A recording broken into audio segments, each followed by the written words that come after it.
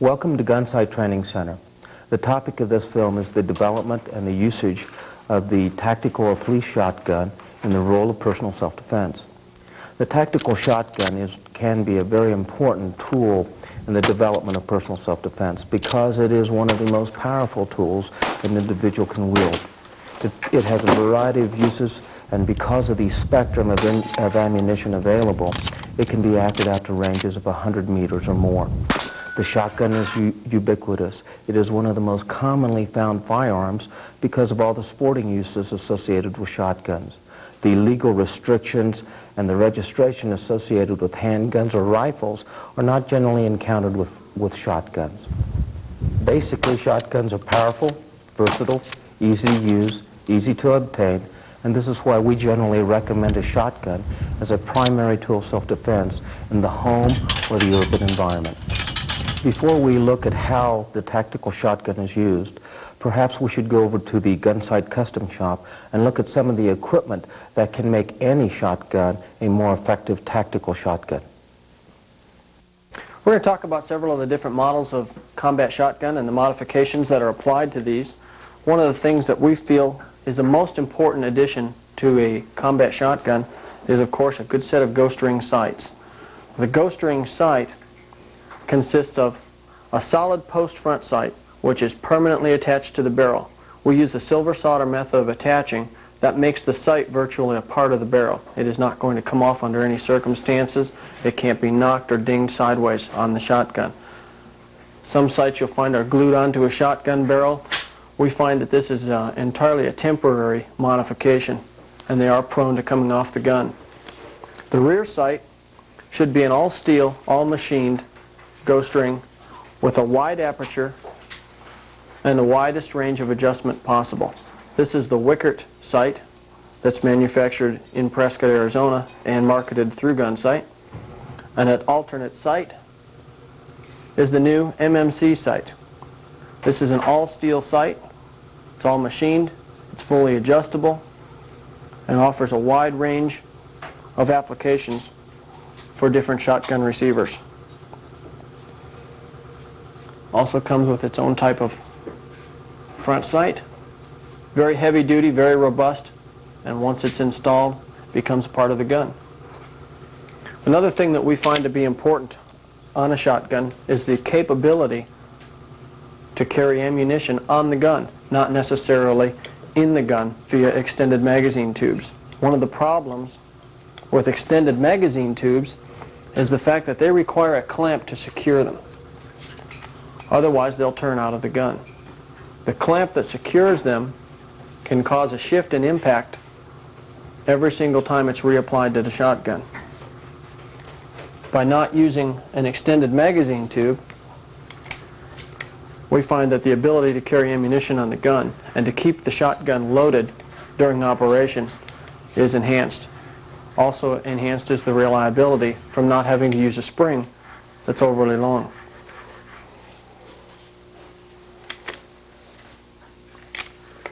Carrying extra ammunition on the firearm is important, and there are several ways to accomplish this.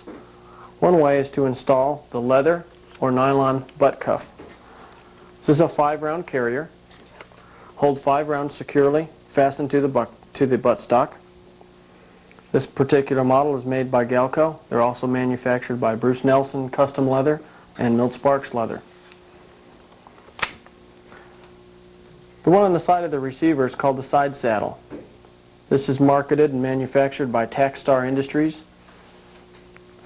Features polymer loops that hold the shells securely during any sort of activity with the shotgun.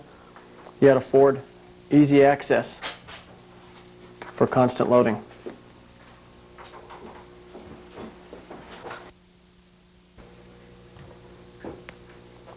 Since the ability to identify a target is critical, the use of a tactical light system is also very important on the defensive shotgun.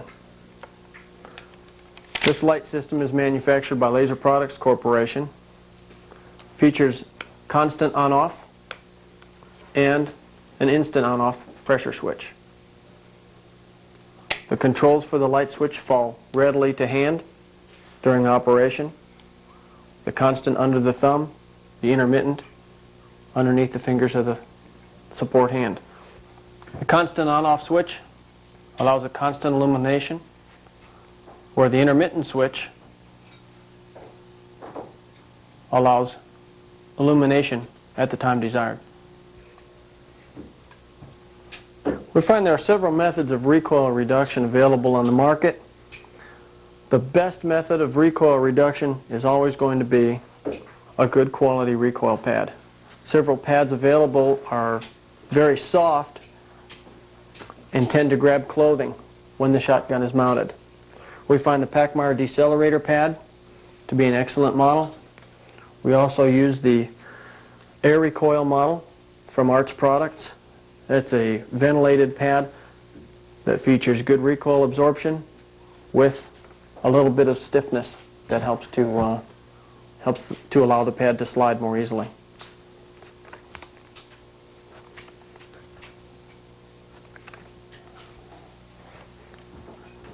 This shotgun's been modified to accept the H&K style sling. Ring mount at the front, ring mount at the rear. That provides for maximum flexibility in use of the sling. This sling can also be used in the SAS style, similar to a submachine gun sling. The most prevalent type of sling system found on shotguns, especially on the pump models, is the simple carry strap. Should be a solid piece of nylon. Should be quickly adjustable for length. And this facilitates simple carry of the shotgun. Performance barrel modifications are another thing that's critical on a combat shotgun. One of the most common is the addition of choke tubes. Choke tubes work out just fine usually until they're fed a steady diet of slugs and buckshot. At that point, they become another temporary modification, and they have a tendency to go downrange with the shot charge. There are several permanent modifications that have been introduced over the years to increase performance of a combat shotgun barrel. The first and probably the most common is the jug choke system. Jug choking involved removing a short section of the bore of the shotgun barrel to enlarge it. As the shot charge progressed through the bore, it expanded into this zone, traveled parallel for a short space, and then was constricted before exiting the muzzle. The problem with this system is it's very labor and time intensive. It's not as consistent as we'd like to get it. And it also creates a thin spot and a pressure point in the barrel that can cause a barrel failure. Newly introduced is the Vang system. This is a patented design by Hans Vang that allows for a gentle taper from the chamber to within an inch or an inch and a quarter of the muzzle of the shotgun that eliminates the forcing cone, provides for a gentle constriction which keeps shot deformation down to virtually nil and allows for an exceptional degree of patterning with buckshot. Now that we've explained some of the modifications to the combat shotgun, let's go to the range and see how they affect the actual use of the shotgun. Rules for firearms handling safety vary from nothing at all to something the size of a telephone book. To avoid confusion, we have simplified things down to 4. Now, these are not range safety rules. These are firearms safety rules, and they're not the same thing. These rules apply anywhere you go, every day, for the rest of your life, anytime that you handle deadly weapons. To keep it simple, we've limited down to 4, and they go as follows. Rule number 1 is that every gun is always loaded. Now, notice that we don't say act like a gun is loaded or treat the gun as if it was loaded. Every gun is always loaded. There are only 2 exceptions to this. You never take anyone else's information with regard to the condition of a firearm. If someone who's an expert hands you one, you're still responsible. The weapon is loaded until you personally unload it or until you personally check the weapon and see that it's unloaded. If I pick this up and can't see, I'm going to open the action, visually and physically check, and see that the weapon is not loaded. I have now rendered this weapon safe for the purpose of this morning's activities. Rule number 2, never let the muzzle cover anything you're not willing to destroy. Think about that word. Firearms can destroy people who are standing in front of them. If you make a mistake, you will be responsible for that. This rule is violated continuously, particularly with handguns, because they're small and portable. You must develop an awareness of the muzzle of that weapon. That's where someone will get hurt. Never let the muzzle cover anything you are not willing to destroy. If we could condense all the rules down to one, the one we would probably pick is Rule 3, which we refer to as the golden rule. Keep your finger off the trigger until your sights are on the target. Notice we don't say until you're ready to shoot or until you're prepared to shoot. It's not the same thing. If you hear a noise and footsteps in your home at 3 in the morning and you hear someone approaching your bedroom and you're standing with your back in the corner and you've called 911 and your pistol's in your hand, are you ready to shoot? You better be, because you might have to very shortly. But do you have a target? No. Does your finger belong on the trigger? No. You have ample time with the training that we give out here, once you've assessed a threat, to bring the weapon to alignment on the target, get your finger on the trigger, and place your shot carefully. Keep your finger off the trigger until your sights are on the target. Rule 4 is always be sure of your target. Now that encompasses many things. Obviously you have to know what it is that you're shooting at, because you'll be held accountable for that decision. But you also need to know what is beyond your target, what barrier material you might penetrate. You need to understand the operational capabilities of your ammunition and your firearm. Where is that round going to stop? You also have to be aware of anything that may intervene between you and that target in the time it takes you to recognize the threat and decide to make a shot. All these things are part of Rule 4. Always be sure of your target. All right. We have a system, a reloading, unloading drill. This is for the Remington 870 shotgun I'm holding. If you have a system that works, that's fine. If you don't, we have a system that we have found that works, and we'll share it with you. You have 2 methods of putting ammunition into this weapon. If the weapon has been shot dry, or if you're loading it administratively and want a round in the chamber, it's easy to port load. All you have to do is place the round in the chamber and run the action forward. You're now ready to go. The safety should be engaged. From this point on, you load through the magazine. Succeeding rounds are trayed in the hand, business in toward the index finger, brass in toward the little finger.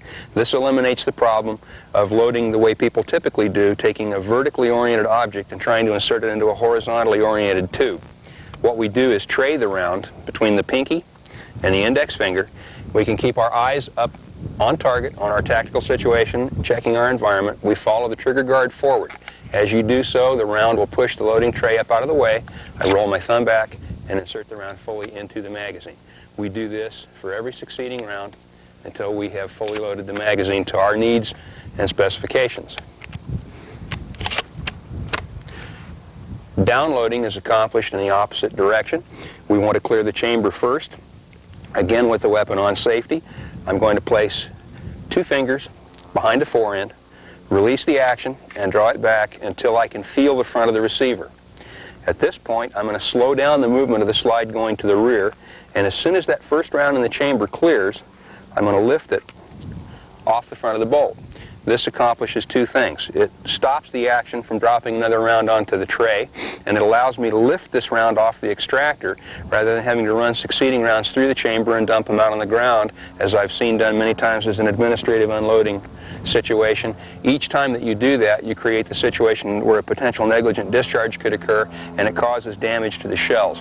Having accomplished this much, I can now push the shell carrier up and finish running the slide to the rear. That will dump the next round in the magazine out into my hand. That round goes back into the carrier. From this point on, I reach into the bottom through the loading port and push the shell holder to the side, and that will release succeeding rounds one at a time until I've downloaded the magazine. Again, we check physically and visually, make sure the weapon's on safe, and the weapon's now unloaded.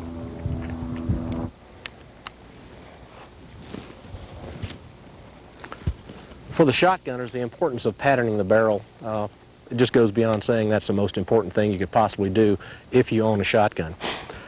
Second only to fitting the shotgun to you is knowing your shotgun barrel, knowing what you can and you cannot do with your particular weapon, knowing what you can and can't do with the particular ammunition that you've chosen to use in your shotgun. Today we're going to do some patterning here at Gunsight, and we're going to give you some added information on how to properly pattern your shotgun and how to properly select the ammunition that is best suited for the job at hand that you need to do. First off, we're going to shoot a cylinder bore shotgun to give you some added emphasis on what a particular cylinder bore shotgun will do with Federal tactical double-aught buckshot. Following cylinder bore, we're going to step in and we're going to do double-aught buckshot, also with a Federal 00 Buck premium law enforcement round. Followed by number 4 buck using Federal premium number 4 buck, and then finally we'll do the Vang comp using 00 Buck.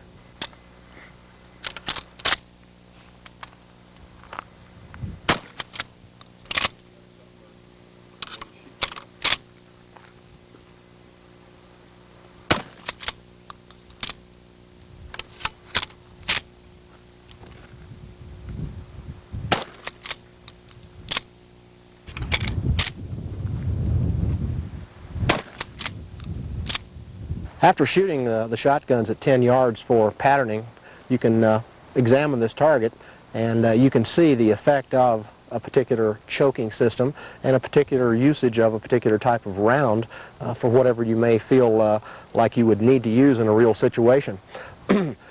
Normally speaking, your patterning of your shotgun, the diameter of the pattern after you shoot it and you check your patterning, is going to be approximately 1 inch for every yard that you are from any particular target. That's nothing carved in stone, but that's just a rudimentary kind of guessing of what your patterning is really going to be.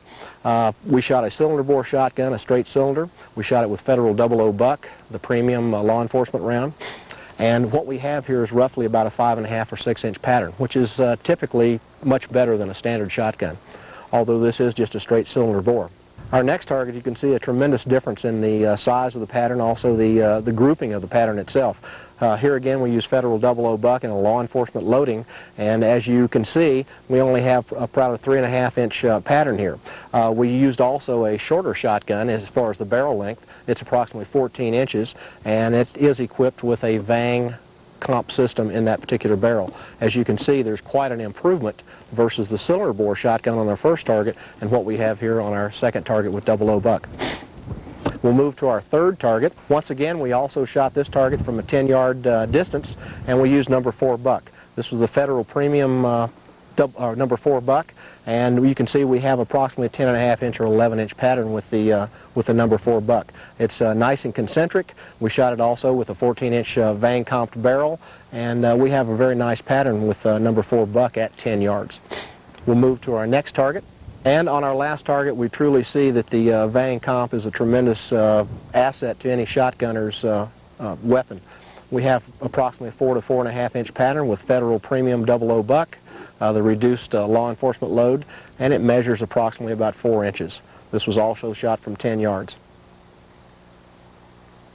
So, to sum it up in a nutshell, everybody must get out. You must pattern your barrel with particular ammunition that you have at hand, and you must know what you can and can't do with your shotgun. And the only way that you'll truly know what you can and can't do is if you do an effective patterning of your shotgun. As you can see from the target we've shot here, there's something that we definitely need to address and emphasize very strongly, and that is that we see a number of shotguns throughout our patterning procedures do this, as you can see on the target here. And what we have here is a classic donut effect within the confines of the pattern of a particular weapon using a particular type of ammunition.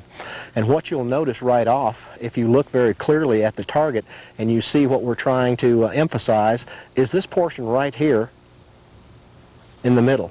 And what we have here is an absence of shot in the center of the target that we're trying to hit. We see peripheral hits here, but we see a definite absence of pellets in the center of the target. This may or may not be extremely important to you depending on what distance you happen to be shooting at a particular target at. And since we must know the parameters for using our shotgun at a particular distance with a particular type of ammunition, we must emphasize this very heavily, that if you have a shotgun that throws a pattern similar to what you see here, then just a simple change of ammunition can put the shot that we had on the periphery in this particular instance in the center of the pattern. And that is what we're trying to do. We're trying to maximize the effect of the shotgun on any particular target by putting the shot in the center of that target. Why would we select the shotgun as a defensive tool? A lot of the myths about the shotgun in our culture stem from the fact that it was originally a sporting device, and it's a uniquely American idea that this thing is a combat effective weapon. The reasons to choose the shotgun are several, but we can suffice with just a couple. One is the versatility. You can do more different things with a shotgun than any other weapon system that will help you in a survival or self-defense situation. The shotgun is also very, very powerful within the confines of the area in which you're going to use it. It uses that energy up quickly, so it also doesn't present the hazards in an urban environment that a centerfire rifle might. Another aspect in today's society is that the shotgun seems to be, for the moment at least, still politically acceptable. You can have a very efficient home defense tool in a shotgun and without the attendant concerns about the so-called assault rifles and so on and so forth. The bad news is that part of this versatility depends on understanding the differences in ammunition available. We have essentially limited it down to two choices here. The weapon is effective as a combat tool with buckshot, and buckshot is the typical load that you're going to have in the weapon. But you need to understand that if the weapon is set up properly, and in this case we mean with a set of usable sights, by switching ammunition, you can also extend the range of this thing and give yourself limited rifle capability. Now, it's not a replacement for a .308, but when you consider that the typical range of engagement for law enforcement long gunners in America is around 75 yards, in our courses here in training people, we typically take them to 100 and beyond just by applying sights to the gun and using a single projectile or rifled slug to solve long-range problems.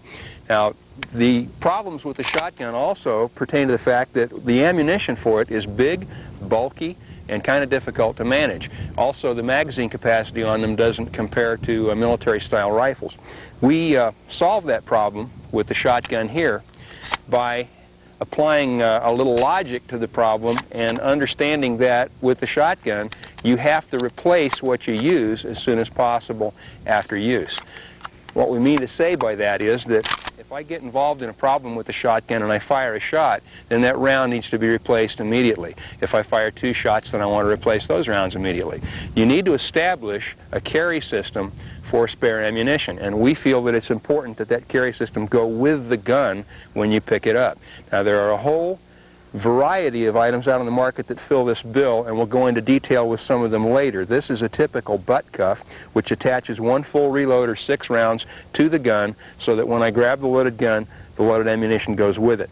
I've also taken the option of carrying both buckshot loads and single projectile or slugs on the gun so that I have the option of close range encounters, or I can extend the range out.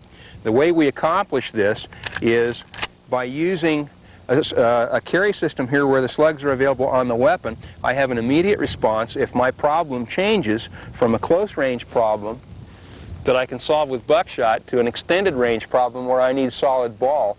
We accomplish this by leaving the magazine down 1 round, and as I recognize that my problem can't be solved with buckshot, I go to my supplemental ammunition supply, I take a single projectile off, and this round goes into the magazine. Now, I'm going to lose the buckshot round in the chamber, but the buckshot round won't solve my problem. So that comes out, the slug goes in, and now I take my single shot with a solid projectile. And this means I've taken the combat effectiveness of the buckshot for close and intermediate range confrontations and now turned this into a limited capacity rifle for situations where I want to reach out and touch someone at long distance. Some other important areas that we needed to discuss during this session today is conditions of readiness with the shotgun. Typically we see folks that are employing the shotgun kind of come to a position such as what we have here, and Gunsight calls this the outdoor ready or high ready. This is a very useful way to carry the shotgun. It's also easy for anyone to manage this particular position over a longer period of time than some of the other positions.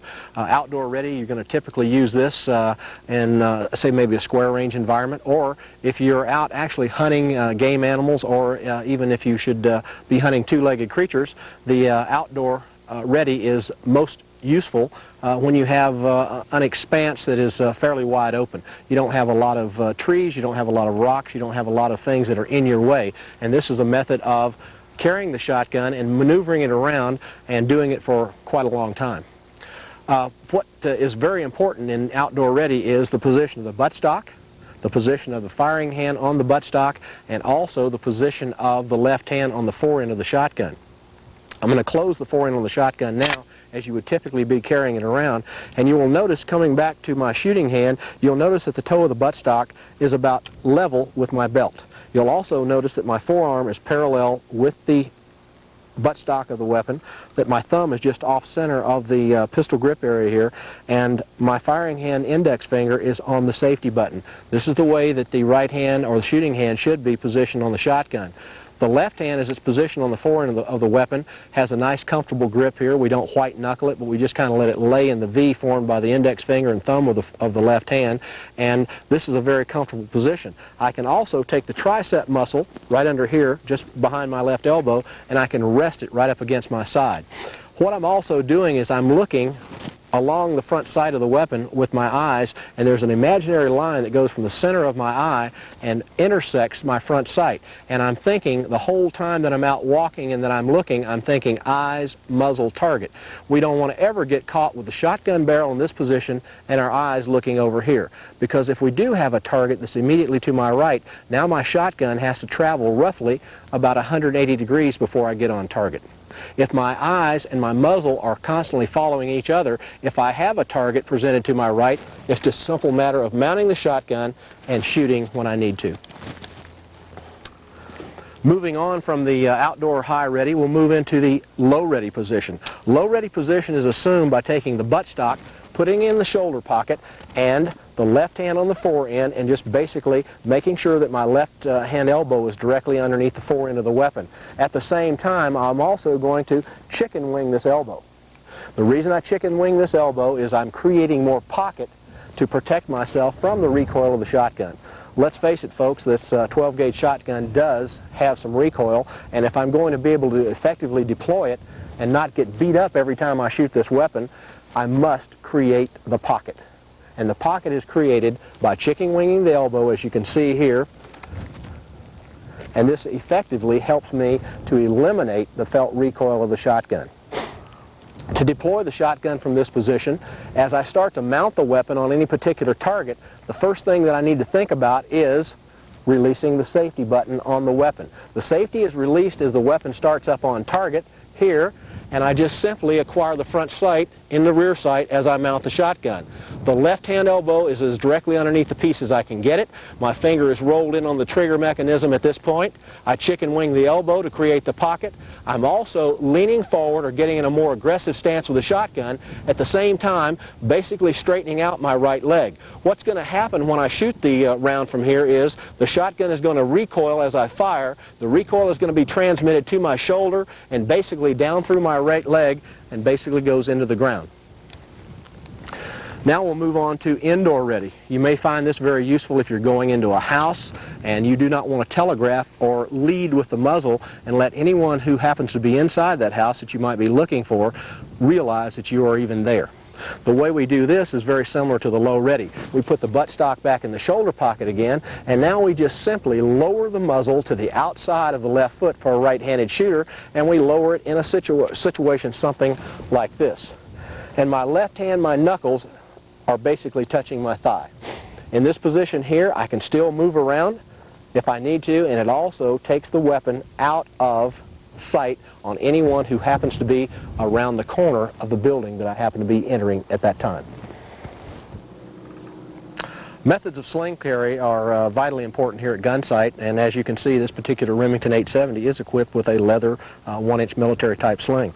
The way I'm particularly holding this weapon right now is what Gunsight typically calls pocket carry. And for those of you who may not have a sling on your shotgun, anytime you're working on the range or you're carrying this weapon around and you want it to be in a safe condition, the muzzle pointing in the proper direction, pocket carry is something that we highly recommend. And it's very useful for anyone and very easy to employ. Just simply invert the muzzle up, grab the pistol grip or the wrist area of the stock here with your strong hand, and if you need to kind of let's say take away some of the weight of the shotgun and make it a little bit more easy to carry around, you can just hook your thumb right in your front jean pocket and you can carry the weapon around like so, just anywhere you want to go. Another method of sling carry that is quite popular throughout the United States and some other foreign countries is what we call American carry. American carry is typically what you see our U.S. soldiers carrying their weapons around in that particular configuration, and that is just simply on the strong shoulder. If he's a right-handed shooter, he's going to carry it on his right shoulder. If he's a left-handed shooter, he carries it on his left shoulder. But the American carry is assumed by just running your right arm and shoulder through the weapon, and the muzzle is up, the buttstock is pointing down to your feet, and you control the weapon as you're walking or running or doing whatever by your right hand, your strong hand on the sling in this method. Some pitfalls of this particular carry method are if you carry a sidearm, such as I am today, that you'll notice that when you carry the weapon in this particular configuration, that anytime you're walking, you're running, or what have you, you'll notice that the shotgun and or rifle, carbine, whatever you're carrying, will be constantly banging into your sidearm. Not to mention this is a very high-profile carry, and in today's venue of being politically correct, you may find another method of carry to be a little bit less high profile and a little bit more convenient and faster to get out of, and we'll talk about that momentarily. But to properly assume the American carry, and we'll take you in from, say, an outdoor ready or low ready position, we will reverse the order and we'll go back into American carry, and I'll do that now. To dismount, we'll dismount in this manner, and I'll come back to a low ready position. If I'm already in a low ready position, as we discussed earlier in this video, to get back into the American carry, it's very simple just to take your non-firing hand or your left hand that's on the forward end of the fore end of the weapon and just run it up to the juncture of the sling swivel, grab the sling swivel and the sling, and just invert the muzzle and put your right arm and shoulder through the weapon.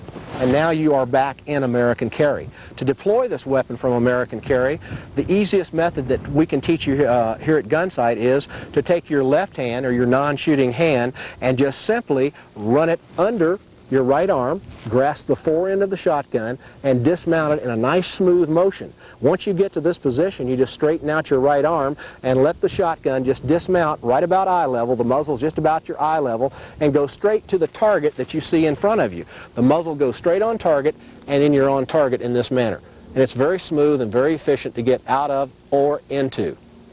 To get into the African carry position, we just simply go back to the juncture of the buttstock and the sling swivel right in this position and grasp it with the left hand. And we just simply roll the muzzle down and over onto the non-firing shoulder.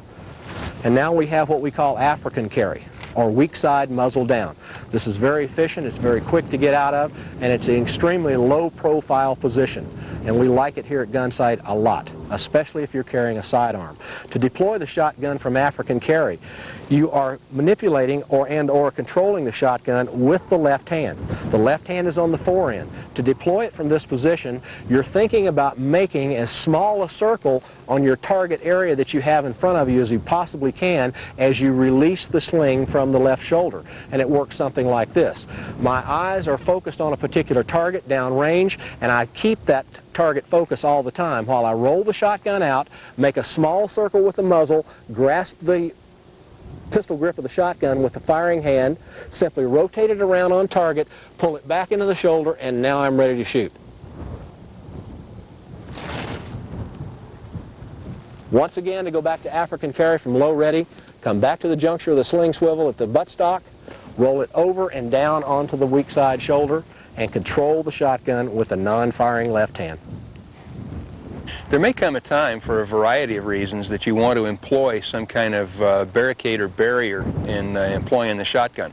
It may be to attain a more stable firing position, or certainly in a life defense situation, it's a much better idea to have incoming fire impact on a wall or a tree than it is on your body. In order to utilize the shotgun in these situations, you can utilize any one of a number of standard shooting positions and accomplish the two goals of keeping yourself from being struck by return fire and using the barricade material to enhance your stability for firing. We're going to work right down the barricade wall here and show a couple of options on this very quickly. As I turn and face the wall here, the least desirable option in a situation like this is to shoot over a barricade because you're placing your most vital organ above the protective barrier. Another problem arises in that what you see when you shoulder the weapon may not be aligned with the line of fire or the barrel line. Now on this weapon, the line of sight and the line of bore are only an inch to an inch and a quarter apart. But as you can see, that may be enough to make a substantial difference here. I can place my sights on the target quite readily, but as you can see, the barrel of the gun is seeing a little bit different perspective than what I view as I look through the sights. So it's important that you understand that both your sight line and your bore line need to clear the barricade. Now in some positions that may resort to having to use an unconventional firing position. From a pretty much standard braced kneeling position here, I can elevate enough to get the muzzle above the barricade and fire from a standard kneeling position. If my barricade material is lower than this, I might want to resort to a double kneeling position, which gives me a good stable firing platform, lets me get lower than I can in a braced kneeling position. Although not quite as stable, I have the option here of adjusting the height of my body to my barrier material and getting more of me behind what I'm firing over. Now, it's more desirable whenever possible to shoot around the side of an object because you expose less of yourself to return fire and you can use the material of the barrier as a brace if you wish.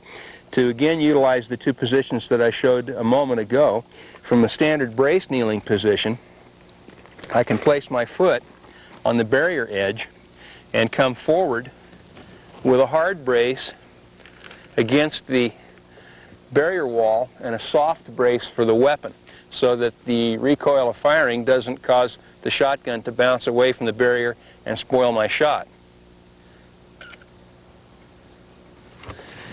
Now, I can move down the wall and accomplish the same thing from any of these intermediate positions, or all the way down to prone if prone is available.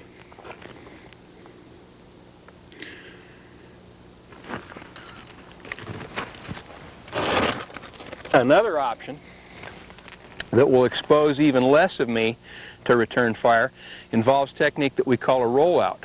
And to accomplish this, I want to keep as much of myself as possible behind the barrier line, and as I shoulder the weapon, rather than move to the barrier line itself, I'm going to tuck in behind the gun and move just my sight and bore line outside the covered position.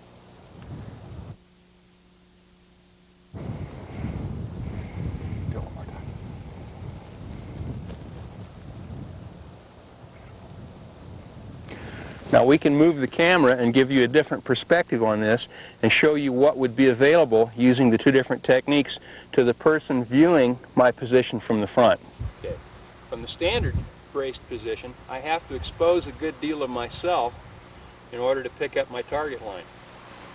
And this is what we're trying to avoid with the use of the rollout position. By comparison, I can take the double kneeling position behind the barrier line, shoulder the weapon the same way I did before, and as you can see from that perspective, now I have much less of myself exposed, and I can still bring the target under fire and keep myself behind hard cover at the same time.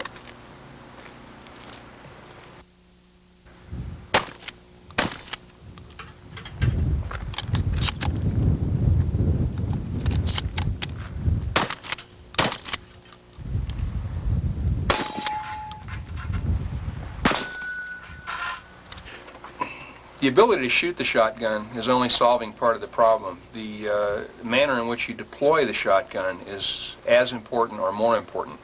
Tactics is not a science, it's an art, and there are many, many variables that apply to these situations. We can't take this format to teach you how to go through and clear a house. What we can do is take a few minutes of this tape and show you some basic fundamental concepts that are easy to fall back on. You can take the fundamental concepts and expand them in your particular environment as far as you want to take it. I'm going to walk through the house here with Jack, and we're going to illustrate a few fundamental points of tactical deployment that we teach here at Gunsight Training Center. Okay. Doorways and hallways can be death traps if you don't approach the problem with a proper perspective. Jack is going to approach this door here and, maintaining control of the gun, open the door using the cover available to him, keeping himself out of the line of possible return fire or a rush attempt by someone on the other side of the door. Moving into the danger zone, keeping the muzzle well down and staying out of the center of the doorway where the light funnel exists that could make him a potential target.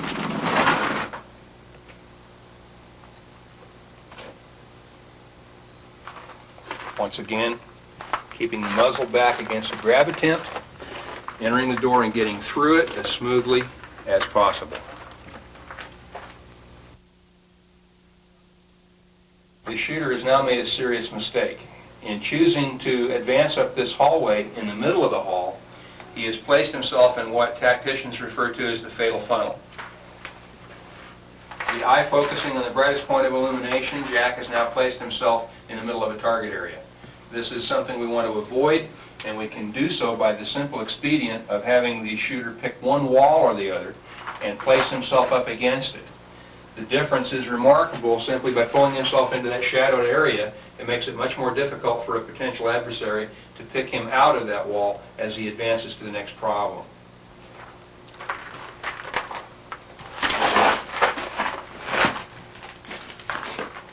Another fundamental that we just illustrated is maintaining as much distance as the tactical situation allows you from any corner or unknown threat.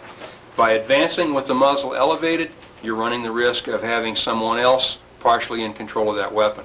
Now, Jack's mistake is going to be repeated now, and he's going to keep the muzzle down, maintain distance away from the corner, and execute this corner clearance properly. Don't move! Correcting the mistake he made the first time, Jack has approached this corner now and maintained his distance and kept the muzzle down so as not to give any potential threat around the corner a warning that he's coming. He's come up with the proper equation to solve the problem on this corner. Distance equals time. Time equals marksmanship. Marksmanship equals survival. As an option to committing physically to the corner, as Jack did last time, we can also utilize the rollout technique seen otherwise on this film to accomplish the same task without exposing himself to possible fire from inside the area he's trying to clear. Jack can come forward just enough to clear the barrier line with the muzzle and expose a good deal less of himself to inside potential hazards. This is another optional technique for a corner clearance.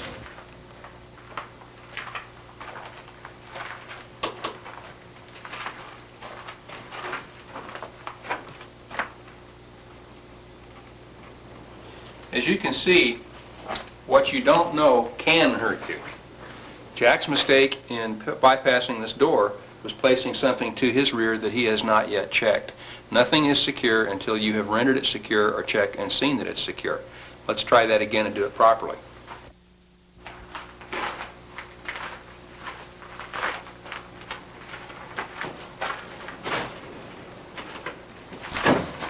You're the closet, don't move! Okay, let's talk.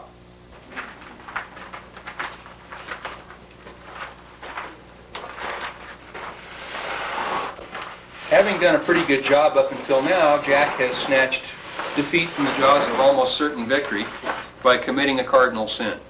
Noise is also a target indicator. In moving along this wall, which is a proper idea in this particular situation, Jack has made the mistake of putting his back against the wall, dragging garments, the heels of his shoes, and so on along the wall and floor, and creating a sound signature as he tries to approach this doorway unobserved. Remember, sound is a target indicator. Jack can make that same approach, use the wall to his back without dragging, and accomplish the same task much more cleanly, as he will demonstrate now.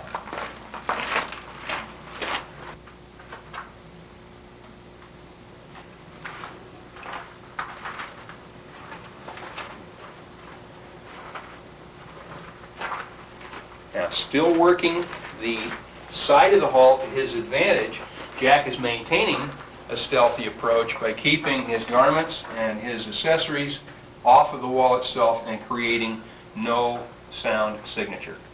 Remember, noise can get you hurt.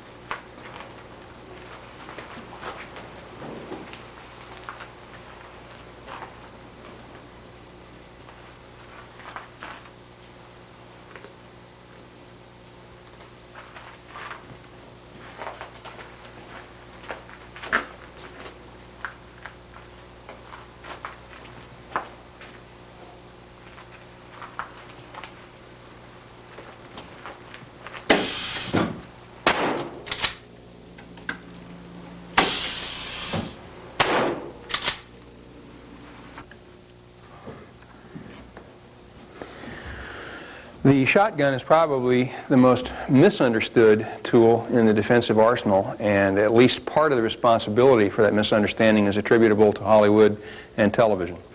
People have a lot of misconceptions about what the shotgun will and won't do, and this leads to a lot of problems. To clarify some of these misconceptions, there's a couple of points we'd like to go over in this setting, and one of these is the subject that pertains to the zone effect of shotguns. Now, a shotgun is a pattern firing weapon. It fires multiple projectiles that strike the target with a patterning effect. This is both the good news and the bad news.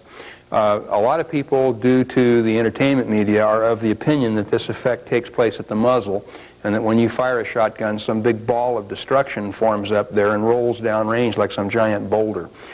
This, of course, is totally erroneous. When the charge exits the muzzle, it's the same size as the muzzle, and it can't be anything else.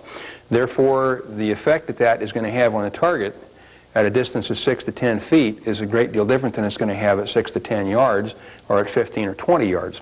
Now, this is also an attribute, and as long as you understand how this patterning effect takes place and learn how to use the weapon within the specific envelope of your ammunition, it works out quite well. What we need to do is define those parameters, and we refer to this as zoning. Now, people need to understand that what we're talking about here is distance from the shooter and the effect that the shot pattern will have at that point.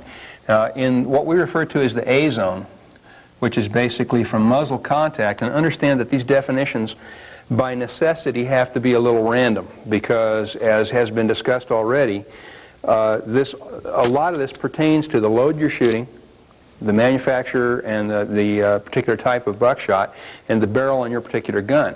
And these things are variables that we can't control. So the only way you're going to understand where your particular parameters are is to go out and pattern the gun as we did on the range before. Now, the A zone is that area wherein your patterning effect is so minimal as to be discounted. The weapon is still very effective, but when you employ it, you have to think of that thing in terms of shooting a single projectile. And we're talking here from double arm's length out to, depending on your gun and load,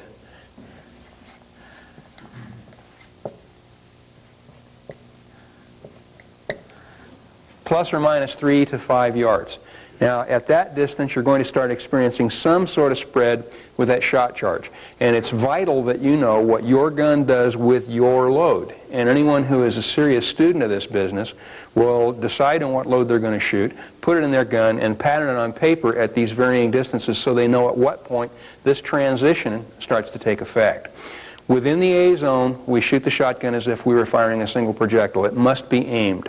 You can miss quite readily at that distance with a shotgun, and this is one of the first fallacies that we want to do away with. Within what we refer to as the B zone,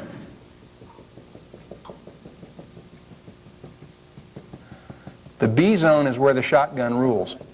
This is where the shotgun, in my opinion, is the best thing you can use, particularly in conditions of poor lighting. It gives you the ability to strike a very, very hard blow. Shotguns hit hard. They are very effective for the type of work that we need to do. The area that we refer to as the B zone is where this patterning effect is at its most effective. And this will go from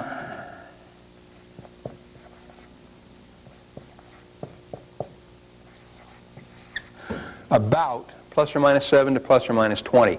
And again, the deciding factors here are the load you're using and your barrel. And no one can predict for you successfully what this is going to come to.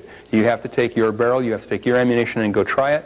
And if you change ammunition, the whole equation may change. You have an entirely different effect with a different load. The personalities are attributable to shotgun barrels. They're just like people, they're all different, and you have to find out what yours likes and what it doesn't.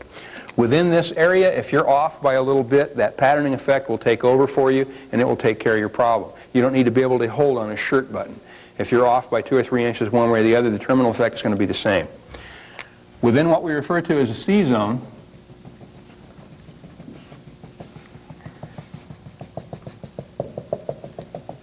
we encounter a problem. Within the C zone, the buckshot that we use the shotgun with most frequently may or may not be effective. It isn't a question of whether we can hit an adversary or not. It's a question of how hard are we going to hit him. The sporting shotgun and the combat shotgun are two entirely different animals. And while it's perfectly acceptable to take a charge of birdshot and throw in effect a big screen up in the sky and let a bird or a clay pigeon pick up 1 or 2 pellets, you still win. You break it, the bird goes down, you get to take the bird home. Putting 1 or 2 pellets on an armed attacker, particularly one that's chemically fueled, may not solve your problem. It may, in point of fact, make your problem worse. What we want to do is we want to still strike a telling blow, not just put a couple of pellets on the target. At some point, your gun is going to become combat ineffective with the buckshot load. Depending on your barrel and load, it's going to start developing holes. You're going to start seeing what we refer to as the donut effect at this kind of distance. Unless you have specialty choking on the gun, unless something special has been done to increase it, you're looking at somewhere around 20 yards, plus or minus. We can still solve the problem in the C zone, and we can solve it quite handily. In the C zone, we're going to revert back to the way we thought in A, and we're going to shoot as if this thing was a single projectile, because in fact it will be. To compensate for the loss of combat effectiveness with buckshot at this plus or minus 20-yard barrier, we're going to execute what we call a select slug drill. We're going to take the round of solid ball, insert it in the magazine, run the action, place it in the chamber, and take the shot with a solid projectile. This is the beauty of the shotgun. This will extend you from that plus or minus imaginary barrier out to as far as you can effectively hold with the sighting equipment and the skill that you possess with that slug load. The old police standard test used to ask effective range of a shotgun with slugs, and they declared it to be about 50 yards. In our courses of instruction here, we regularly take our students to 100, and in some cases beyond.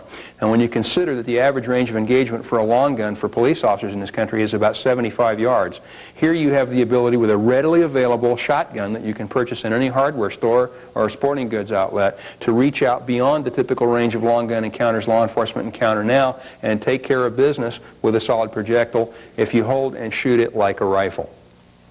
All the way from double arm's length out to in excess of 100 yards, you can control your environment with the shotgun if you understand zoning effect, if you understand the appropriate load to apply to the problem, and if you've trained to be able to make the transition.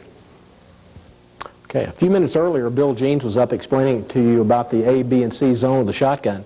And he also made mention of the fact that to really get the full effectiveness of the shotgun, you must have a certain type of sighting system. And that's what we want to talk about for the next couple of minutes. The sighting systems that we normally see on shotguns, I've drawn them on the board here, and I'm not an artist, but try to do a rendering that's closely resembling what you might see. The first one we see here is a Remington shotgun, and we see a bead and pedestal, which is very common right now. The second one in line is still the Remington shotgun, and it's the old bead on the barrel itself, and there's no pedestal. Followed by the Remington rifle sights, which are kind of a semi-buckhorn rear sight and a bead on a pedestal front sight. Followed by the Benelli, which is a vast improvement over the other three in that it's a big blocky rear sight and you have a nice post on the front. And the very last picture that we've drawn here for you is a gun sight type of rear sight. And it's something that we've worked with people the likes of Steve Wickert and also MMC gun sight model sights done by MMC. And the arrow depicts the protective ears on the outside of the ghost ring sight system. And what you have there is you have kind of a halo sight system depicted by the circular piece here, and then also your center post front sight that's in the middle. And what we want to use to correlate this information is that in the A, B, and C zones that Bill so astutely pointed out to you, that when you're in that A zone and you must shoot this shotgun as you would a rifle with a single projectile, it's a paramount issue that you have a good set of sights. You can't just point the shotgun in the general direction of a particular target and expect to get hits. What we see at Gunsight primarily is when people come out and they try to point shoot and or shoot from the hip, is invariably people will shoot high. And if you shoot over your target, that's not going to do you any good, especially in a life-saving or life-threatening situation. You must be able to put the pellets and or the projectile where it'll do the most good, and that's on the particular target that you're shooting at. And the only way that you can do that is using the sights that are provided on the shotgun. And what we're suggesting to you is that we're not saying that you can't hit effectively with a particular sight system that's on your shotgun, but what we are saying that the particular sighting system that we have drawn for you down on the end, either by Wickert or MMC, is a superior sighting system. The eye has the capability of aligning this halo system, or the ghost ring system, if you will. It will align the front sight and center it in that rear halo in about 1/1000th of a second. And that's extremely fast. And you will also be able to get good center hits using that type of sight system. The Benelli sight system is I would say, probably equally is good, but it's a little bit slower than the ghost ring system. And then as you go down, reverse the order, and you come back to the Remington rifle sights or the bead on the pedestal, these get slower and slower and slower to use. And in most gunfights, the shooting is over in roughly 2 or 2.5 seconds. And what that tells me, or should equate to you, is you don't have that much time. And as we like to say at Gunsight here, you can't miss fast enough. So having a good set of sights mounted on your shotgun will enable you to do several different things. Number one, in that A zone, you'll be able to mount the weapon smoothly and quickly. You'll be able to acquire those sights in a minimal amount of time, which will produce good hits if you focus on that front sight. When we extend that range out to the C zone, which Bill talked about, and about using the single ball slug, then once again those sights come back into play, and they're extremely important. It will enable you to take that single ball slug and shoot it just like a rifle. And as Bill pointed out, here at Gunsight regularly we have people who shoot at 100 yards, and sometimes we even have people that are very effective back to 150 yards. It just depends on the person and the gun and the sighting system he has. So if you're going to be the best shotgunner that you can be, you must have that good set of sights, and you must be able to know what you can and can't do with that rifle at certain distances.